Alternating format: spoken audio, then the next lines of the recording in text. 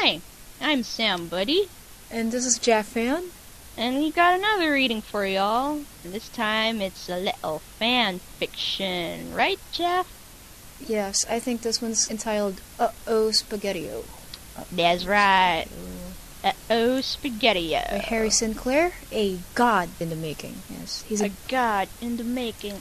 I wonder if he actually made it. Sure. Okay, let's start. Oh Spaghettio. Chapter 1. It was a fine day.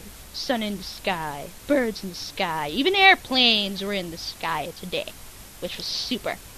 Because if it was cold, Clark would have to ultra-super-duper cajolingly rush back inside and fetch his scarf, although he loved his scarf, made for him by the teapot very much. It would be such an annoying task to fulfill. So off skipped Clark to school. When he arrived, Pete leapt over the desk and kissed Clark on both cheeks and knelt down and even kissed Clark's shining black shoes. "Hello, pet," said Clark in his brand new Northern English accent, which he had adopted from masturbating over Deirdre in Coronation Street for a month, and sat down, emptying his makeup onto his desk, with Pete kneeling next to him, watching and learning from his supermaster. "Blush check," muttered Clark to himself as he picked up each piece of equipment. "Mascara check, lipstick check, eyeshadow check, double bactrian camel." Clark paused here and looked in his bag. There was nothing in there.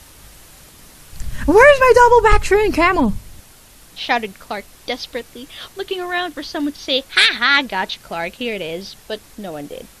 Pete noticed a horrible glint of fear in Clark's eyes, which he had never seen before. Clark wasn't supposed to be afraid of anything, not nothing, but he was.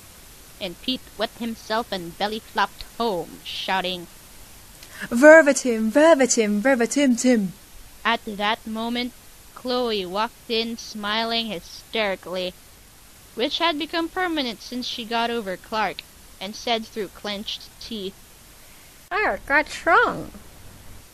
But Clark had already gone into a form of emotion only known as rage.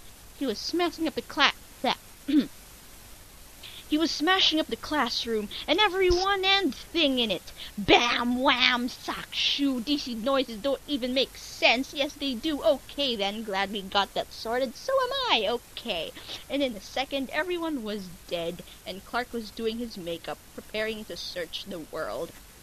He was just about to go when he remembered he might have to search in the Antarctica, and he would get nippy, so he ultra-super-duper cajolingly rushed back home and got his pretty little pink scarf instead off.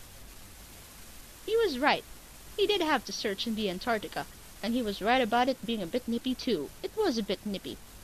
Clark knocked on an Eskimo's door and waited. A little man opened it and told him that he had seen a double bactrian camel just north of the Shire, but he had turned evil. Clark cried, his little Cherokee, all grown up and evil. When he was done crying, he skipped to the Shire and found his double bactrian camel had grown to the size of a house and was made of iron. Huge metal claws swung at random things such as trees, farms, rocks, banks. Although Clark Kent loved his double bactrian camel, he had to stop him. So with a roar, Clark leapt up at the double bactrian camel's face and tore it off. With no face, the double bactrian camel was blind and ran around crazily. Clark punched the double bactrian camel in the chest and made a hole. His poor Cherokee fell to the floor, screaming his mechanical song, and died. Clark sat around for a while doing various things, singing, crying, sleeping, eating, est, and went home and made sweet, sweet love to that Lana fellow. Yippee! The end. Ta-da! Well, I hope you liked that. Bye.